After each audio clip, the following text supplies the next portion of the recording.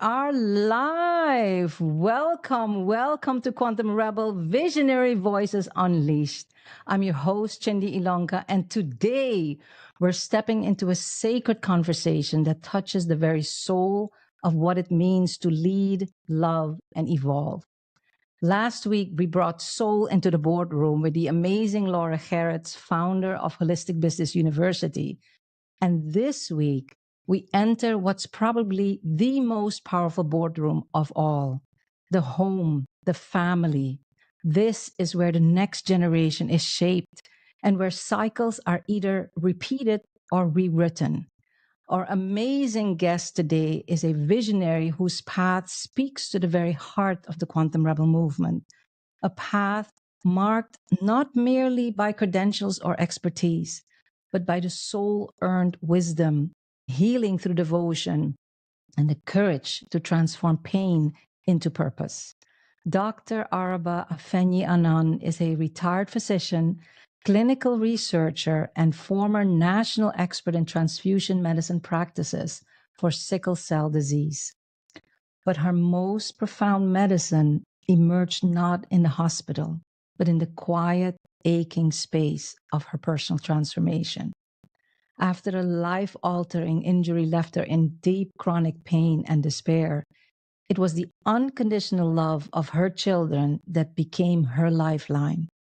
In choosing intentionally to shift into a new way of being, she awakened a mission that was far greater than the one she began with.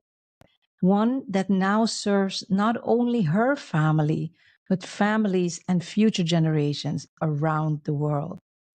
And today, she's a spiritual counselor, a transformational parenting mentor, and fierce advocate for parenting as sacred work, a loving commission to heal, awaken, and evolve. She teaches us that parenting, when rooted in presence, intention, and soul partnership, isn't about guiding those who we often perceive as knowing less, but about co-evolving with wise beings who carry their own sacred knowing. It's a dynamic dance of teaching and learning about the true nature of love. It is generational healing and ancestral repatterning. It is the leadership in one of the most powerful yet often unseen forms. And she invites us to release hierarchy and embrace interdependence, to recognize our children not as extensions of ourselves, but as sovereign beings walking beside us to co-create a world where cycles are rewritten, not repeated. In every word, she embodies what it means to lead with love, to honor the divine in the everyday, and to raise the next generation, not merely to succeed, but to fully remember their essence and rise. I don't know about you guys, but I am super excited to dive into this extraordinary conversation with Dr. Araba-Afenyi Annan. But before we do so, let's set the frequency for where we're headed. Because Quantum Rebel Visionary Voices Unleashed isn't just a podcast, it's a portal, it's a frequency and an activation. And this next moment is the gateway. Welcome to Quantum Rebel Visionary Voices Unleashed, a sacred transmission for a world that's not just remembering, but reimagining and co-creating what's next. This isn't just a podcast, it's a portal, a frequency, a call into the next evolution of leadership. Not the kind that conquers or controls, but the kind that co-creates. We're not here to choose profit or purpose, success or sustainability, achievement or balance. We're here to bridge the false divide and shape the future through frequency, not force. Led by visionaries, quantum rebels to be precise, who lead from essence, transmit from quantum intelligence, and magnetize from their soul-aligned core. This is how we build our quantum empires, not from ego, but from essence, not to dominate, but to co-create. We allow wealth, to flow through us as a sacred conduit for expansion, harmony, and elevation for all. I'm your host, CHINDIA ILONKA, founder and visionary catalyst of Quantum Rebel and the Quantum Empire Mastermind, igniting a new era of embodied soul-led leadership, intuitive mastery, and legacy-level impact. And while once we walked alone, the tides have turned like starling birds in synchrony, elephant herds remembering ancient paths, dolphin pods moving through flow, and wolf packs leading through deep intuitive resonance. We rise together. The era of the lone visionary is over. This is the rise of the Quantum Rebel Collective. You're not here by chance. You're here because your voice carries the quantum codes for a newly emerging, sustainable, thriving world. Let's begin. All right. Let's do a little drum roll and invite our amazing Dr. Araba-Afenyi Annan, whom I know as Araba. Yes. Araba, thank you for being here with us. How does it feel to be here together, to have this conversation together with each other? Oh, it's such an honor, Ilonka. We've been on this journey for several years together, and most recently we were together in February. And I recall you talking about starting your podcast. So to be a guest here today, talking with you, I see quantum happening faster and faster and faster. I think you also embody that quantum, and you are a catalyst for so many. So I am blessed and honored to be here. Thank you for saying that. And it really is the time for all of us. If we look at the world stage, we see what's happening with so much pain, so much struggle. This is the time for visionary voices to really unleash and to amplify.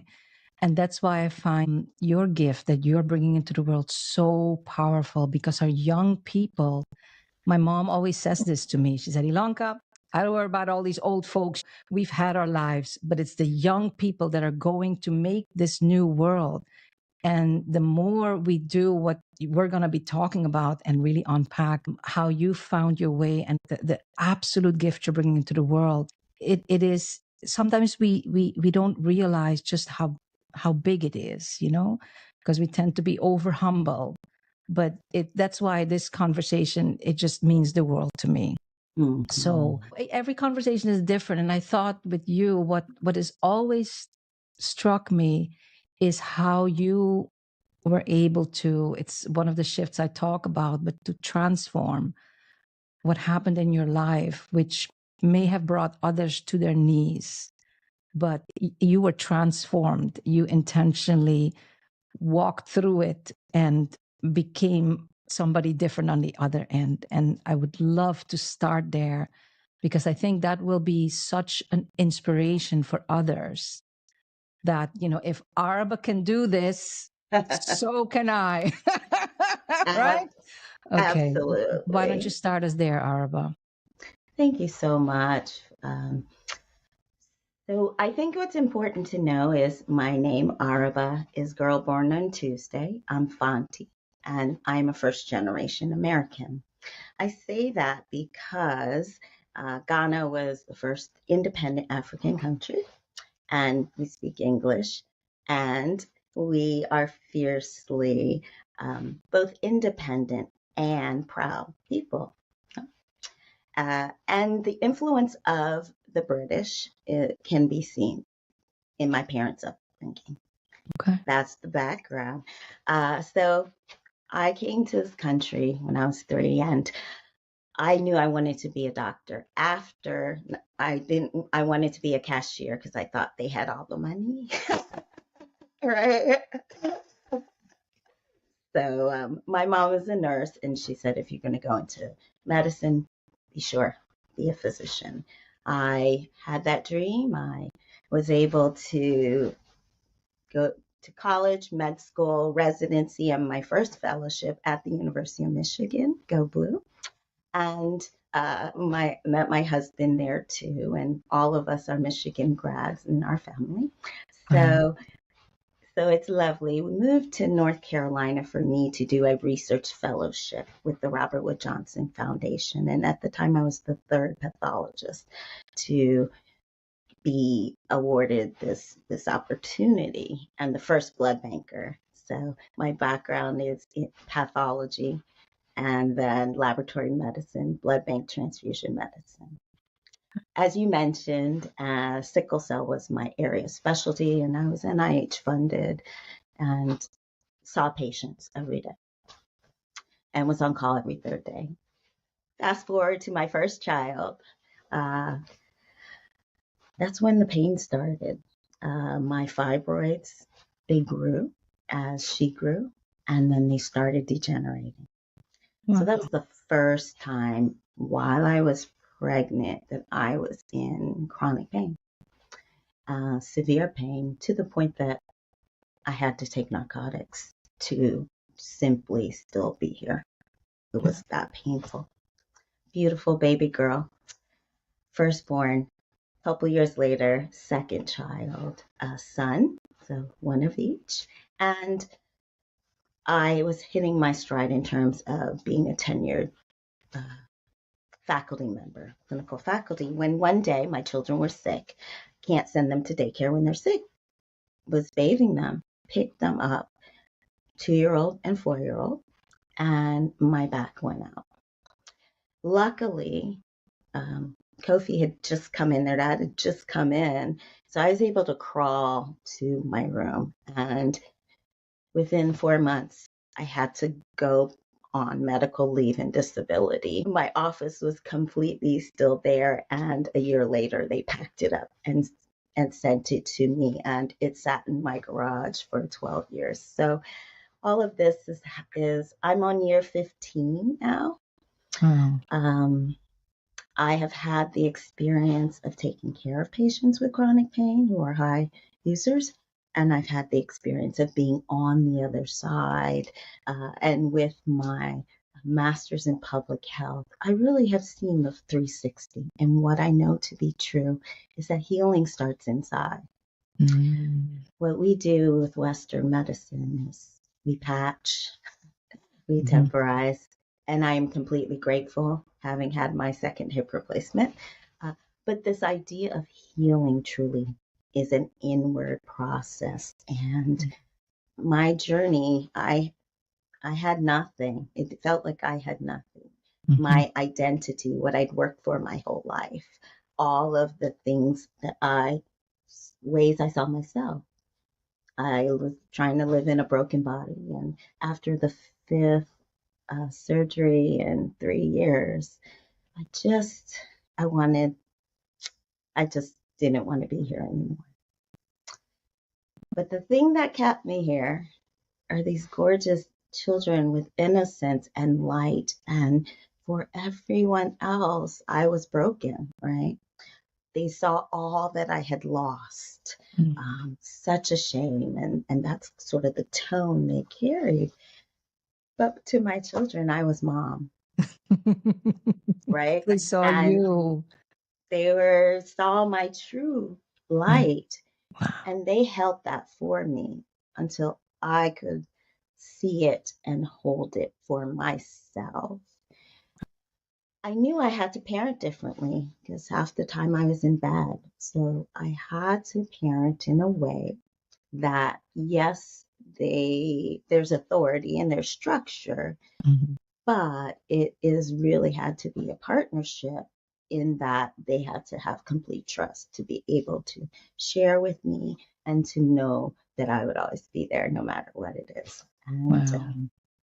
Wow. that was a gift. That was the blessing that came through the pain. And I'm grateful that you said, I became a parent, and now I have a bigger calling, which I've tried to say, yeah, no, no, thank you, but that doesn't work. So the universe is like, yes, here you go. So I am Mhm. gladly embracing this mission. And for me, I would describe it as shifting the way we think about parenting.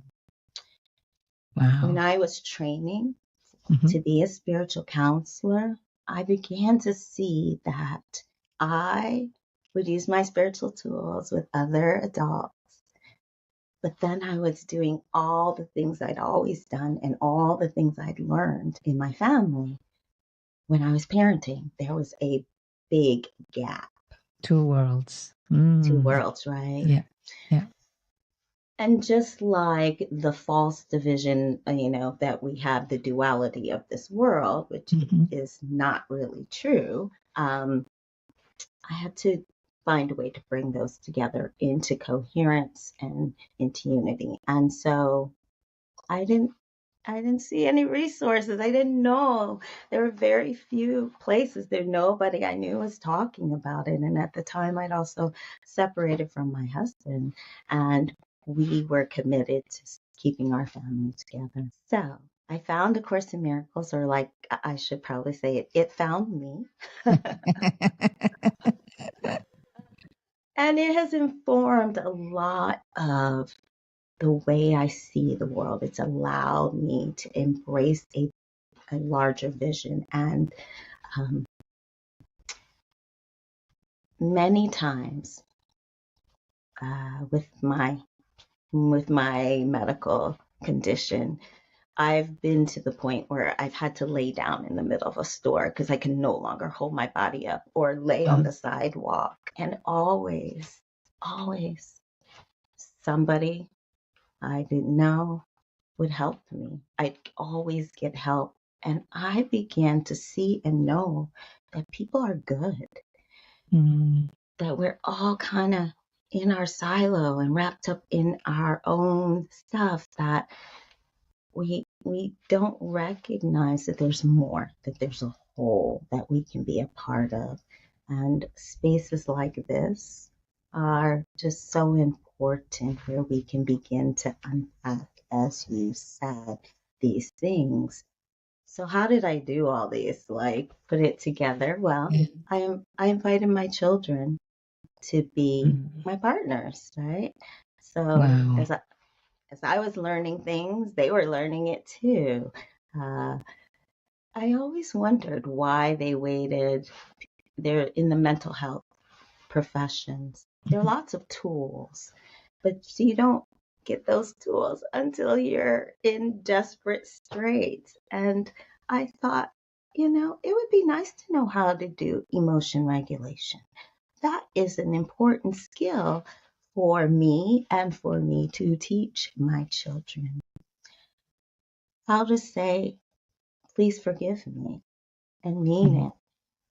Yeah. How to not take things personally, understanding it's not about you, it's what's going on with the other person.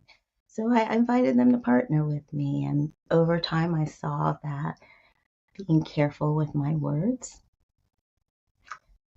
like, what's wrong with you, which I'd heard a million times. Mhm. And my wise daughter one day said, Mom, I don't like it when you say that. And I'm thinking, what? What's wrong with you? It makes me feel bad. Talk about eye opening, right? So I always knew, and I always felt so honored that these souls, they came here like Mhm. this. And I have the honor of it's not even leading and guiding them, but providing a framework through which they can then fulfill their life destiny. Yeah. Um, and what I discovered was that in my healing and claiming, I heal my family. When I heal, everyone else heals. I don't have to do work externally on this relationship or that relationship. When I take ownership for my healing and be committed to being loving, everything transforms around me because it only takes one area. And so I began to see that parenting.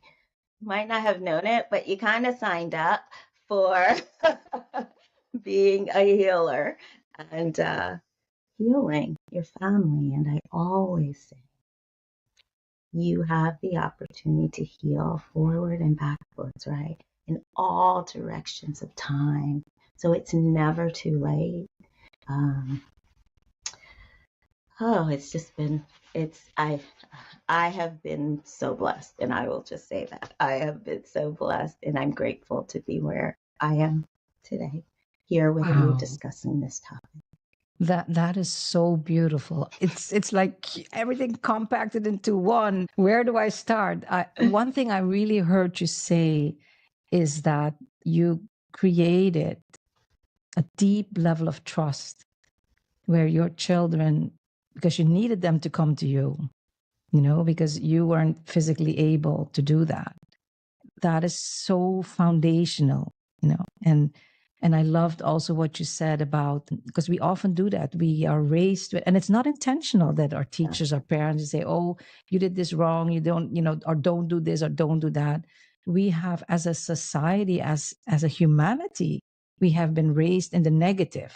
Yes. And I think that's why we hit it off so quickly from day one, the beginning, because it's our words also matter, Our words. and that's so beautiful. And I wonder, because sometimes I hear you talk about what's happened and what you do now, and it's like, up to you, you've been through it, and it's you can see it. But I wonder, if was there ever a moment that you could see yourself shifting from being the victim, because in a way life really threw a huge curveball at you. Everything you dreamed of was like smacked away, not little by little. It was just, the rug was pulled underneath you.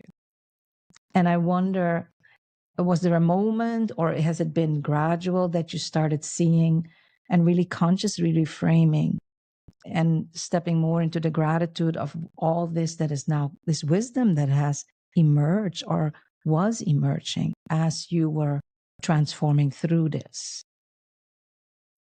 Well, I want to first say that I still lose it. I still have days that are very, very challenging. Over the summer, I had my 9th surgery, and I had to relearn to walk again. So I continue to have medical things to navigate, but healing, as I said in the beginning, it's an inside job. And for me, I believe that the shift started happening when I found A Course in Miracles. Okay. And part of that is because every day there's a lesson and you practice the lesson all day long. And I found that I could be anchored in whatever the lesson was for the day and apply it in my life. Okay. And that, I think, was the beginning. I also had an experience of forgiveness. I had a relationship in college and it didn't end well. And one day it came to me. I was doing a program and they said, who in your life have you not forgiven? And it came to me and I reached out. And now they're one of my closest friends. So we didn't Wow. speak for 25 years. So I got to see the power of forgiveness. Wow. I got to see that the more I stopped inserting myself in my children, the more they blossomed, right? And I got it that a lot of what we do, we think we're imparting, and yet they're here to help us remembering. We are spending most of our lives trying to undo. And I thought, well, what would happen if they didn't have to do that undoing? How much more energy and space and utilization of their consciousness could they Yep. use if they didn't have to undo? So that became my intention. And I definitely do not want to give the impression that it's all like leave because it's not. And I No, but work with clients, right, and it who remains a I'm human journey. it's a Exactly. human journey. And there Yeah. were many times I did not want to be here. I've had so many people come to my aid and service because I would never want to leave my children with that legacy. Yeah. Their grandfather committed suicide. And Wow. so it's a very personal thing in our family. And yet, A Course in Miracles told me that even in a broken body, that I had a purpose and a function. And that was life changing. Even in a broken body, I have a purpose and a function. That's worth repeating, Araba. I love what you say, that what I hear you say is that the Course of Miracle is kind of the foundation, that broad, that structure actually gave birth to you actually building upon it and really making it into something that is unique and that came through Araba. To make it practical, because either we're parents or we are in relationship with younger people, so we're all parenting in one way or another. It doesn't matter if we actually gave birth or not. I feel we really all have some kind of parenting function, you know. So, Absolutely. and I know you give classes and you're a mentor. So maybe we can share for the parents and the parent like, or those of us that did not actually birth children, but that have, it's a role that we all carry. What are some words of wisdom? What are things that you could say, okay, these are the things, start with this. How would you work with your parents when you step into that relationship? Hmm. So every client is a little bit different. Yeah. And even still, one of the things that I, having had a life of education where I also taught, but I have an insatiable uh, thirst for learning. And and that helps me see connections in so many things. So a song to Shakespeare to, to geometry. And so that helps to see ourselves as interconnected with everything else, right? That's deep, because we often step through it. We just kind of think we're on our own, in our own little world, and yet we're so interconnected. That's beautiful, Arba. I'm sorry, I just had to say that, but continue, please. Oh, thank you. So being open to hearing um, what is being said. A Course in Miracles tells us that people are, they behave in a way that shows you how they think of themselves, who and what they are, and who and what you are to them. So if we take that premise and that we are all interconnected, what I do matters. And what I do in my day to day becomes my habit, becomes a way of being and operating. And oftentimes, those things are so unconscious.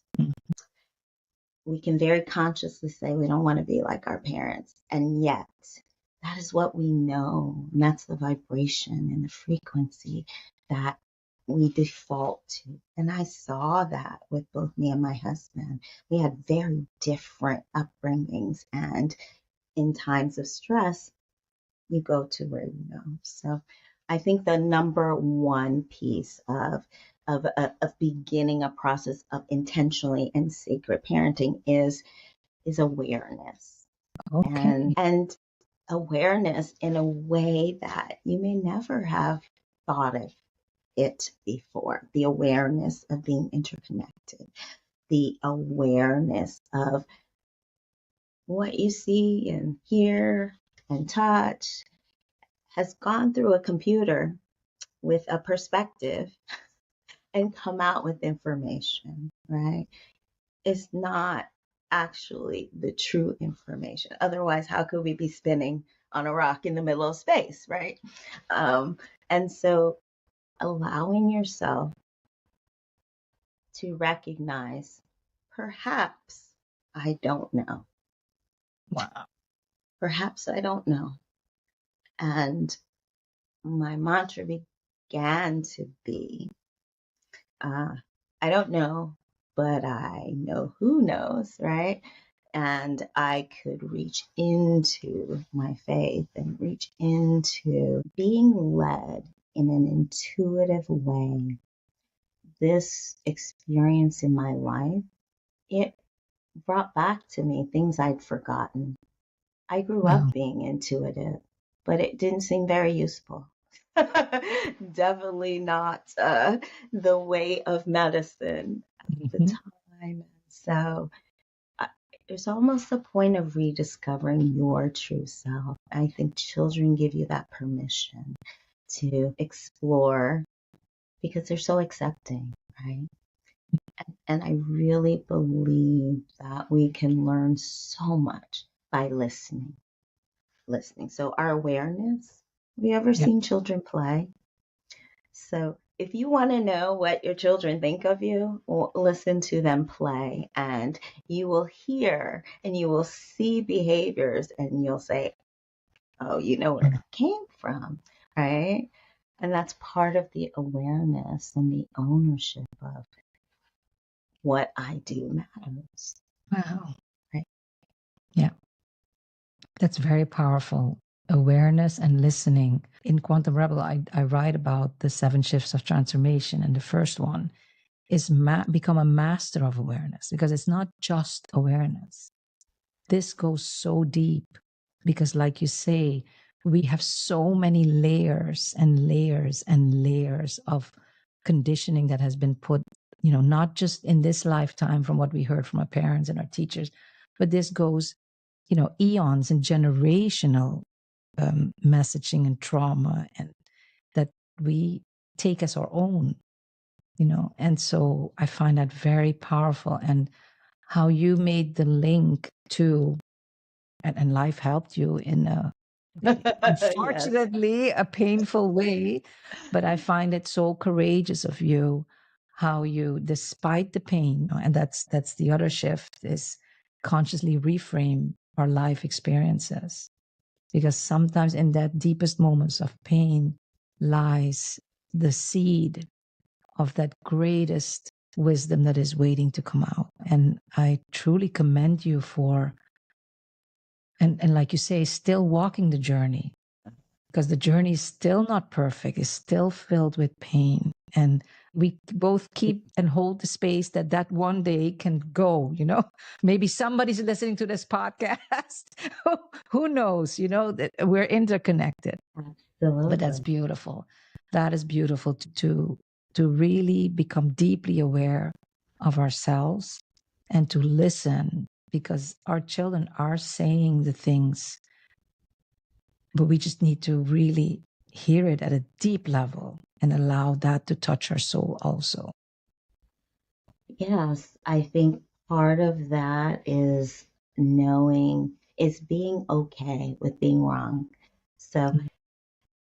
I was in medicine. I was in the blood bank. We're highly regulated. You can't really be wrong because people died. Okay. Yeah. So, um, Yeah. and Yeah. so, It's both, it's the right. logical part and the rational part that is life. And then there's that expansiveness that we have still as a humanity, the invitation to open up more to. And When we and put when them together, right? exactly, then even the rational becomes, it gets a human, because we still have to do the steps, and like you say, you can't be wrong when you're dealing with certain things in the medical field, but still we're humans in that field. And even if we're at the highest ranks, our emotions matter.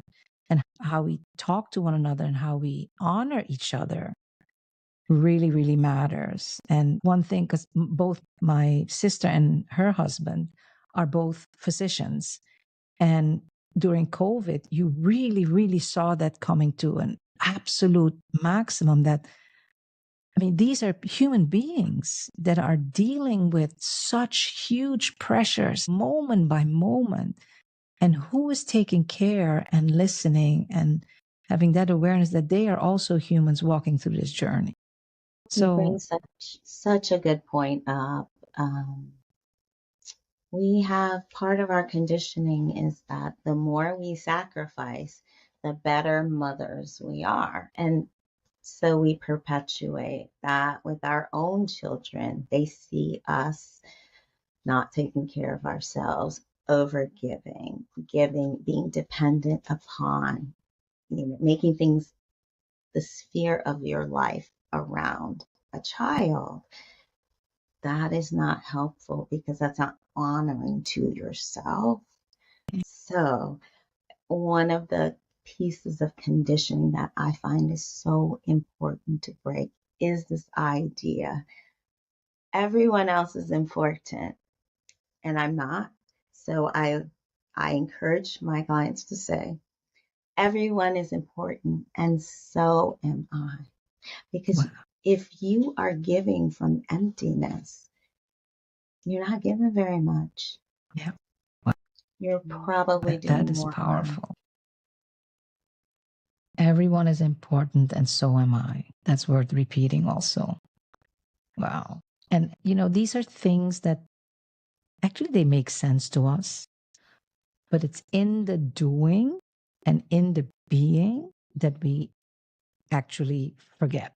And that's why I love what you say. It takes deep awareness, because it's when we look at our lives on the outside, then we can kind of re-engineer and understand what's going on the inside. And we can start to rewrite those patterns that keep our outside locked in this, this. When I was working with the executive clients, I said, it's like, we're in this, like the gerbil going around and around and around and around and around, The this poor hamster. gerbil.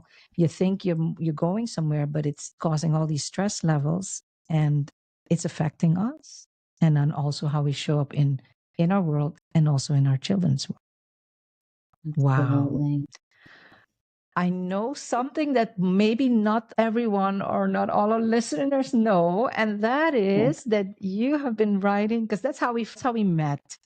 We met with Christine Closer's Kapusha Publishing in Transformational Authors, and we have been writing together. And I know that something is cooking there on your end. You want to talk a little bit about that? Maybe There, just kind of, yes. give A a little bit of a tease, teeny little bit. tease a thread.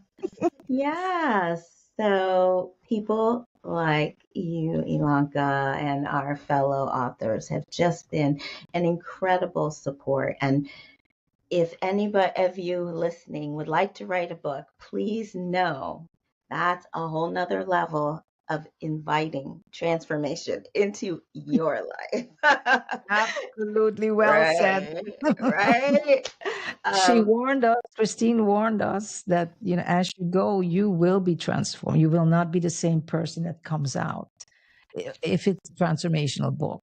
So, yeah. Perfect. And so that has been a longer journey for me, and I'm finally getting to realize why. And Wow.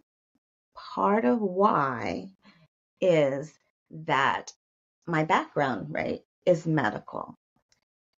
And I presented a lot of things in the book in a way that is sort of textbook like, versus how do I really use this in my day to day, right? So it's also having the narrative, also having those moments, those light bulb moments, and then what do you do with those things? And so as I've stepped back to include more stories like my daughter saying, I don't like it when you say that, Mom. It makes me feel bad. Or my son, I'm like, you always do this. He's like, no, I don't. Yeah, actually, always and never, those are reserved for the infinite, Yeah. the eternal. Yeah. So, so So the ways in which we have sort of accepted the way we talk. So one of the very important and I think very practical tools is looking at the words you use and making decisions. You talked about, we were taught a lot of don't. And A Course in Miracles says, yeah, you could say one sentence of what you do, but instead we do 10 sentences of what we don't. And so if you have a few basic rules, guideposts in your family, it's so much easier and allow the rest to kind of flow in it. It's so much easier for you to stay in your peace as well. And for you're honoring you. We talk about raising children, but we're actually raising adults. We're not raising children, and so having the intention of where you mean to go is so important. Wow. I'm sure some of the listeners may be thinking, if they want to get in touch with you, if they would be interested, for example, in maybe doing some work with you, how would they find you? Is there anything you want to share? And I'll put it in the show notes later on, but maybe you can speak it out, and then at least they know, because they've been listening now, and I'm sure their hearts are touched. But it's very important. Yeah, this is very deep and practical. That's what I love. You bring the two together so that it's not just, it doesn't sound good that we go, yeah, but you also help us understand, okay, what does it look like in real world? And how can I now do something with that? How could they reach you? Do you have a website? Yeah, I do, and it's still under construction a little bit, but that is hooray4healing.com. HOORAY, the number 4, healing. And right now, the page is linking to the transformational anthology, the Course Creators Anthology, that I had the honor of being part of. But I also have a Facebook business page under Hooray for Healing. You can find me there. And I will also give you my email is hoorayforhealing@gmail.com. You might hear the theme of healing. That is important for me. And I just want us always to celebrate. We are healing.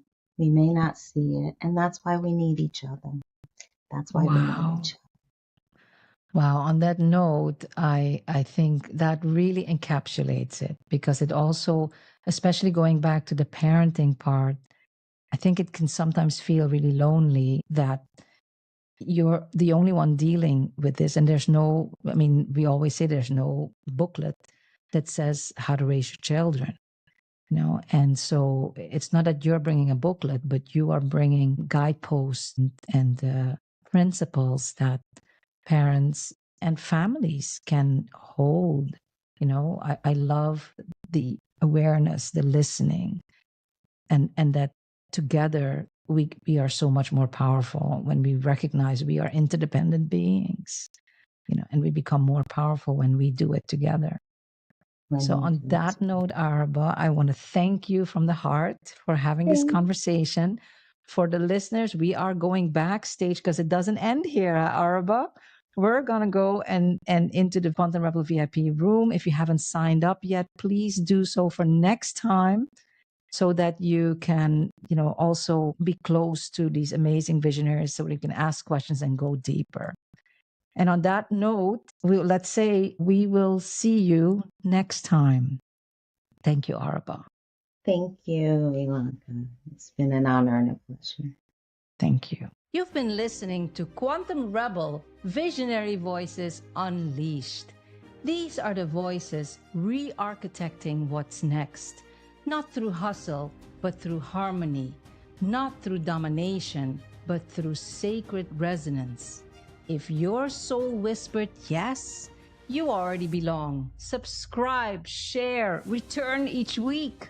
And if you feel the resonance, come backstage with us in the Quantum Rebel VIP Lounge immediately following the show. Because this isn't just a podcast, it's the uprising of a new era, the quantum era of light. And together, we're shaping a luminous, awakened future from the inside out. Let's breathe that in, feel the shift, and remember, you were born for this.